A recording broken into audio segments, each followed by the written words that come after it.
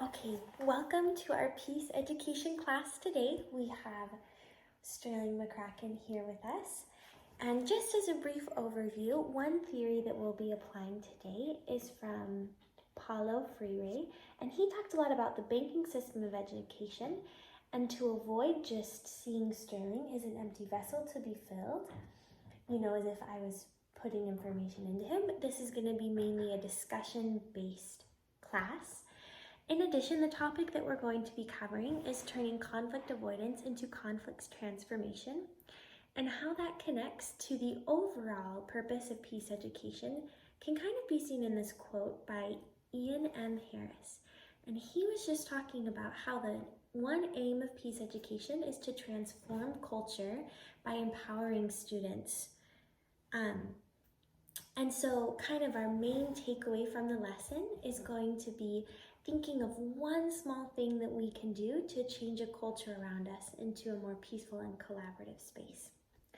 So with that being said, I wanted to get started with a story about hand washing and conflict avoidance. So in 1847, there was a doctor by the name of Ignaz Semmelweis. And Ignaz Semmelweis famously exhorted his fellow physicians to wash their hands before delivering babies.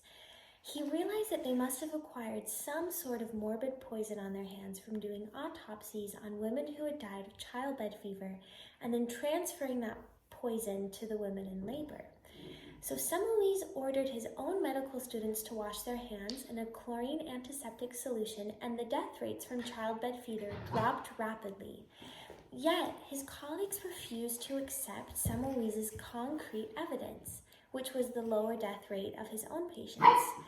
So, Sterling, to kind of get us started, I wanted to ask you, why do you think that his colleagues didn't embrace his discovery immediately, thanking him profusely for finding the reason for so many unnecessary deaths? I think part of it might have been pride.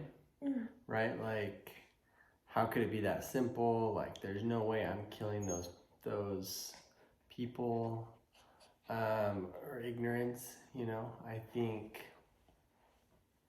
those are my initial thoughts. Yeah. But, it could have been a lot of things. No, that's awesome. I really, really like that.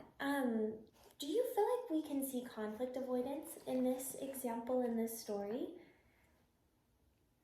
Yeah, I think totally. Sorry. Yeah, no, sorry. I think you can see it in those doctors they might have been prideful, but they also might have just like not wanted to argue or like be in conflict with him. Yeah. Absolutely. So one way that I can even see a little bit of conflict avoidance is that, like, a lot of times conflict brings up change.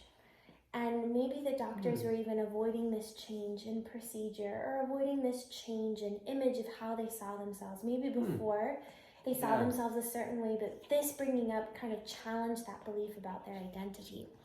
So I have this quote that it would be awesome if you can read. Okay. Most people, when directly confronted by evidence that they are wrong, do not change their point of view or course of action but justify it even more tenaciously. Even irrefutable evidence is rarely enough to pierce the mental armor of self-justification.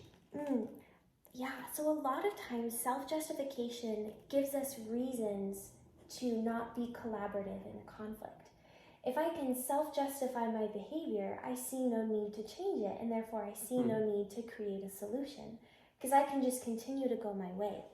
So I wanted us to take a minute and to think about how this can apply to our own lives. So I can hold Nara for a second, and could you maybe write down a time in this past week or month when you have avoided a conflict at work, or maybe you self-justified something that you've done at work instead of facing a conflict?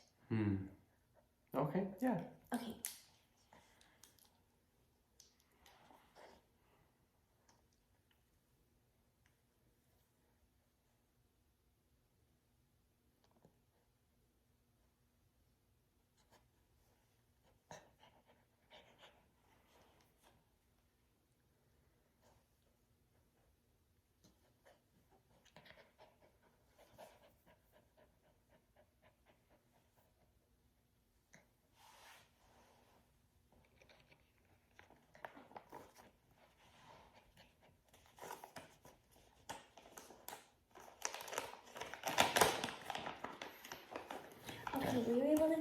example? Yes. Would you like to share it with us? Yeah, sure.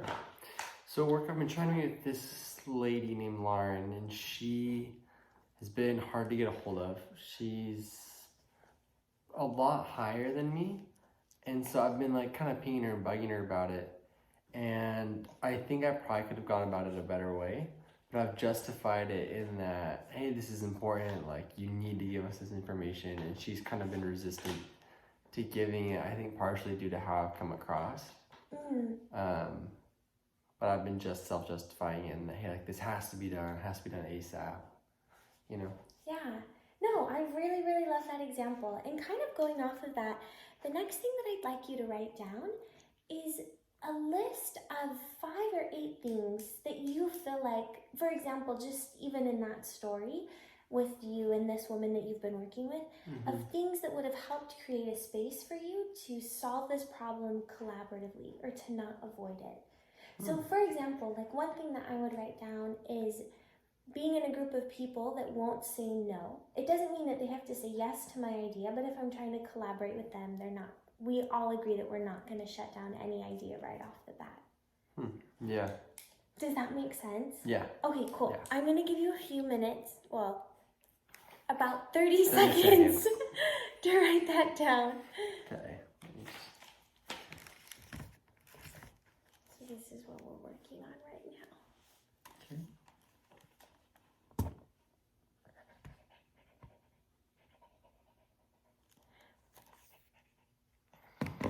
Okay. Okay, awesome. So you don't even need to tell me, but I just want you to look at that list. And kind of as a way to check in and see how we're taking in this lesson, I just want you to circle something that you wrote down, something that you can initiate and change to create a better space and culture for collaboration instead of avoidance. Because I even just think about the colleagues of Dr. Semmelweis. Had they had a space where they felt like they could collaborate instead of avoid, I wonder if things would have been a little bit differently. So is that something that you can do? Yes. Okay, thank you so much, and thank you for joining us for our lesson today. Of course, thank you.